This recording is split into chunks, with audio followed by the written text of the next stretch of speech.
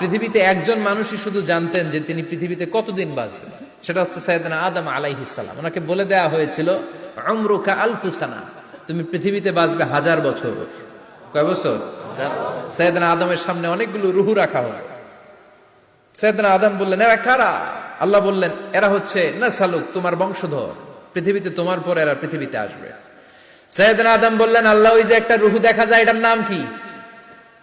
আল্লাহ বললেন, হাদা ইবনুকা দাউদ, এটা তোমার ছেলে দাউদ, সে দুনিয়াতে নবী হয়ে আসবে, তার ছেলে সুলাইমান নবী হয়ে আসবে। সাইয়েদনা আদম বললেন, মাবুদ, আমার ছেলে দাউদের কত বছর হায়াত আপনি দিয়েছেন? আল্লাহ বললেন, 40 সানা, মাত্র 40 বছর, 4 ইয়ার্স, 40 বছর তোমার ছেলেটা বাঁচবে। ও আল্লাহ, আমি বাঁচবো কয় বছর? তুমি বাঁচবা 1000 বছর। সুবহানাল্লাহ।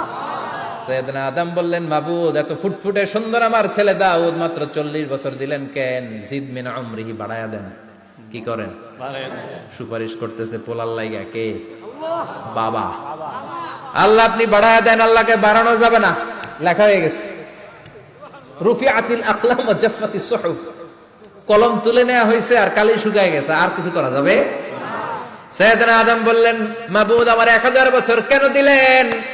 আমার এই সুন্দর ফুটফুটে ছেলেটারে মাত্র শুধুমাত্র 40 বছর কেন দিলেন? ও মাবুদ, আমার 1000 বছরের দরকার নাই, আমার 1000 বছর থেকে 60 বছর আমি আমার ছেলেরে দিয়ে দিলাম।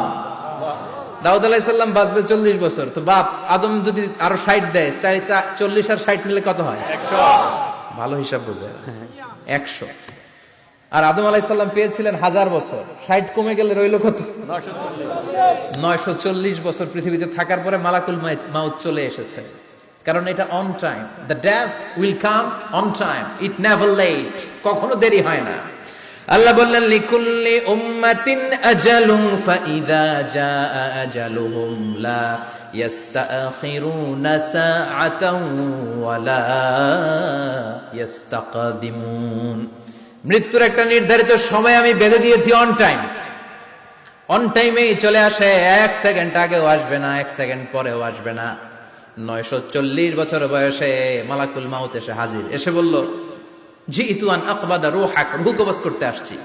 আদম আলাইহিস সালাম বললেন, রূহ কবজ করতে আসছো মানে? আমি বাঁচবো তো 1000 বছর। কয় বছর? মালাকুল মাউত বললেন, না না, ওই যে আগের কথা স্মরণ করেন, আপনি 60 বছর দিয়া দিয়েছিলেন। কয় না, আমি দেই নাই, আমি আরো বাঁচুম, আরো 60 বছর পাওনা আছি, আমি দেই নাই। মালাকুল মাউত বললেন, আপনি দিয়েছেন? আদম বলে, দেই নাই। মালাকুল মাউত বলে, আল্লাহ ঘটনা দেখেন, দিয়া কয় দেই নাই। আল্লাহ কয়, থাক, কথা কইস না, আয়া পড়। সুবহানাল্লাহ পড়ো। নাসিয়া আদম ফানাসিয়া বানু, ভুলে গেছেন উনি, আমরা ভুলে যাই, আমরা খেয়ে বলছি খাই নাই, নিছিলাম পকেটে, কয় নেই নাই। এরকম ডাকাইত আছে না নাই?